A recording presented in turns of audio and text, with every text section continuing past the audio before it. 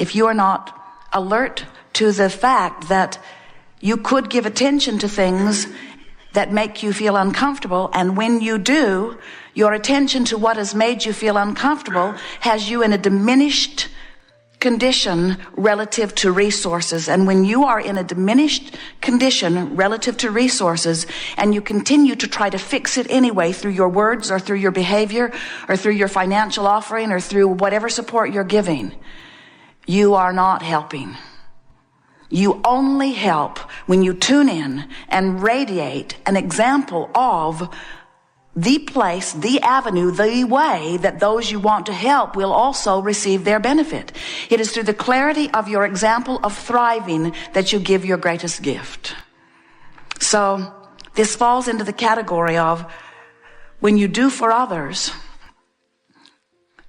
while they may think it was a good idea because you may have helped them out of an immediate bind, what you're actually saying in a stronger way is, I do this for you because I see you cannot do it for yourself. And that is the greatest diminishing understanding. When instead you see them in their diminished capacity, maybe they're sick, maybe they're broke, maybe they're ornery, maybe they're in trouble, maybe they feel defeated, maybe something has gone wrong, and they've confided in you and you are aware of it. And as you become aware of it, what happens in your awareness of it is you begin to offer a different vibration, because as you see them, as you don't want to see them and as they don't want to be seen, you activate a vibration within you that separates you from the way the source within you sees them. Because the source within you sees them as they want to be always, as they have become vibrationally, not as they temporarily are in their current state. When Jesus healed them, it was because he saw them in their perfect state of wellness, not in their state of dripping illness. So when you see them in their diminished state, just by virtue of your attention to that and you're wanting to be there for them, you activate within yourself a vibration that's different from the vibration that the source within you is offering about the same subject, which means you use them as your excuse to pinch yourself off from who you are. Not a gift to them and not a gift to you. But in the process of your conversation with them, and we will say in the process of your step one conversation with them, you know what you don't want, so you know what you do want. You literally put a vibrational version of them, the new and improved version, because you've been privy to the conversation and the awareness of what's going on with them. You put a new and improved version of them in your vibrational escrow, a version that you now owe it to yourself and to them to live up to. You have to keep up with what life has caused you to become. And now you have become, because of your conversation with them, someone who sees them differently than you did before. Because when you know what you don't want, you know what you do want. You have crafted, you have created a new vibrational reality relative to them. And the larger part of you has already become it. So now you have seen a glimpse of their success. You've got to give your undivided attention to that success, or two things not wanted will happen.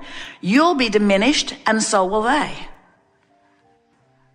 You can't create in their reality, but when you hold someone as your object of attention and you don't feel good while you do it, you are not the influencer for upliftment that you were born to be. And law of attraction responds to whatever you're feeling. Haven't you ever walked into a room and known that there was a negative conversation going on about you before you walked in? Has that ever happened? You walked in, suddenly everybody stopped talking. And they had that, I just ate the canary smile on their face. And even if you didn't have a visual on it, you can feel it because there's something screwy going on in the vibration. You can always feel those things. Have you ever walked into an environment where someone is loving you? Oh, what a nice feeling that is. So what we are getting at here is all day, every day, you have two options. And really, only two options about whatever the subject that's active within you is. Whether you're remembering the past or focusing upon something in your now or anticipating the future, you have two options. You can play it up to something that feels better or play it down to something that feels worse. You can't find the best feeling thought that you've ever thought about it, maybe in this moment, nor are you likely to find the worst feeling thought you've ever thought about it in this moment. You don't have access to that broad of a range because law of attraction doesn't give you access to that broad of a range. But you do have access to the thought that leans toward who you really are or the thought that leans away from who you really are.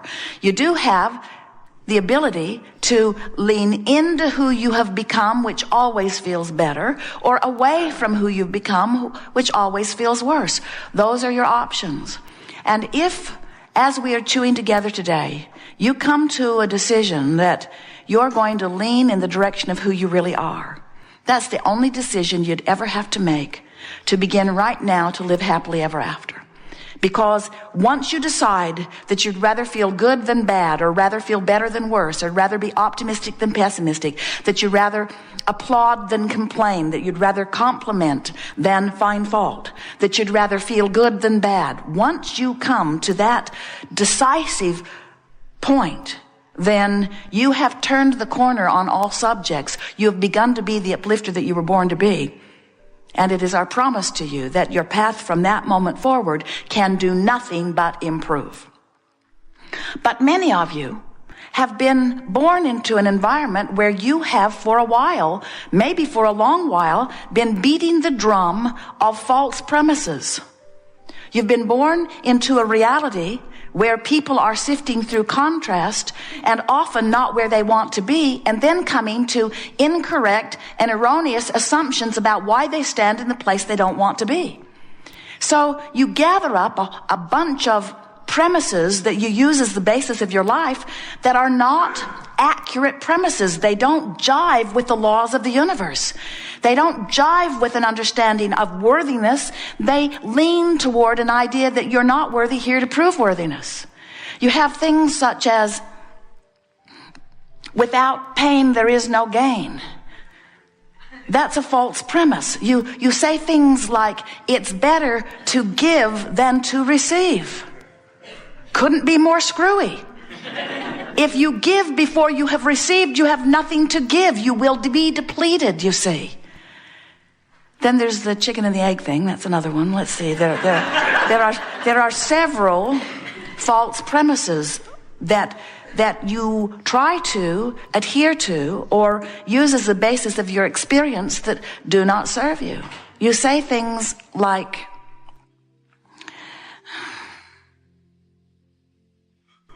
I'm here as an imperfect being, and that which is source is perfect. And if I jump through these hoops, I will catch up.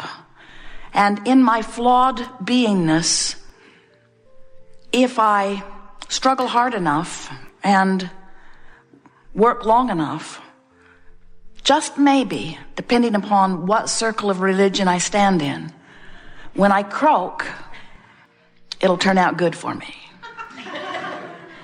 But there's so much inconsistency in that now almost everyone you know is terrified of dying because you don't think you're ready. There are people who really don't want to be in their physical bodies anymore that hang on because they're not sure it might be worse later. That's a false premise. When you reemerge into non-physical, you release all doubt and fear and all resistance. And you become that being that life has caused you to become.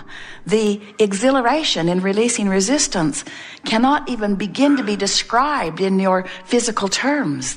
What you call death experience, we call it croaking. We like to be as disrespectful of the idea of death and endedness as we can. Those are false premises that hinder your approach to life experience. There's another one. It's, I must face the truth. I must tell the truth. I must tell it like it is. I must give my undivided attention to what is right now. And in order to be honest, I must make sure that everyone who comes near me knows that I see it this way. How are you doing? Terrible.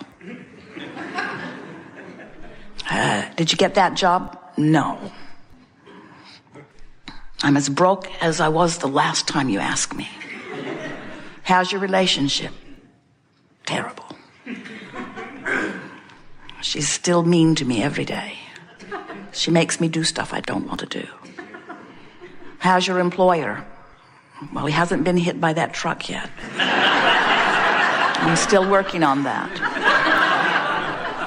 In other words, there is this, oh, well, we are exaggerating only slightly, because often you don't say those things because they're frowned upon. That's another false premise.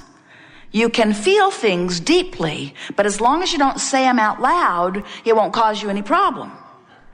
Because it's only when you say them out loud that other people hear them and respond to them. Well, is that true? Or can you feel what was going on when you walked in the room? Can you keep vibrational secrets from others? Can you keep it from the universe? Can you keep the vibration that you're offering and the way you feel a secret from law of attraction that is responding to your vibration? You can't, can you? So there are so many false and screwy premises that people have been dabbling in, listening to, trying to conform to, and then when they don't get any kind of consistent results, then they assume the greatest false premise of all. I must not be worthy, because if I were worthy, things would be going better for me. And that one, oh, that's a killer. In other words, that's the one that cripples you the most. That self-deprecation, that feeling of not enoughness, that feeling of incapability, that feeling of powerlessness. Those feelings are the feelings that are the most representative of the powerlessness, which is the opposite of who you are. It is the greatest false premise of all. So, as we come together, whether you are reading something we've written or listening to anything that we have ever said, we want you to understand that everything we offer and every word Esther translates from our vibration is offered with the intention of helping you to restore your awareness to the valid premises that match the laws of the universe. Because when you start consciously understanding the laws as they are, and you test them from that conscious awareness of them, they will prove to you every single time without exception of the validity of these truths. You are the creator of your own reality. You were worthy before you focused into this physical body, and you still are now that you've been here, no matter what. Law of attraction is responding to everyone equally across the board. You are more non-physical source energy vibration than you are flesh, blood, and bone being that you see here in these physical bodies. Law of attraction, which responds to everything, everyone, says that which is likened to itself is drawn. So whatever vibration is active, law of attraction is making it more active by bringing more things that match it to it. You are source energy with a perspective that law of attraction is responding to, and you are physically focused, leading edge genius creators out here on the leading edge of thought in your magnificent bodies in this time-space reality of perfect diversity, and law of attraction is responding to that aspect of you too. As law of attraction responds to both vibrational aspects of you, you feel the harmony or not of those two vibrational relationships. The better you feel, the more that part of you is in sync with this part of you. The worse you feel, the more that part of you, that physical part of you, is out of sync with this part of you.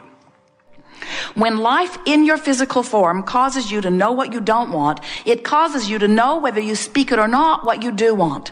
And when that occurs, you emanate a vibrational request that the larger part of you receives and responds to and becomes immediately. And law of attraction in that instant begins responding to that newly formed vibrational version of you. There is a vibrational reality that is amassing constantly, which is the true you. There is the physical reality, the knock on wood, manifested, actualized, I can see it, taste it, smell it, hear it, touch it, reality.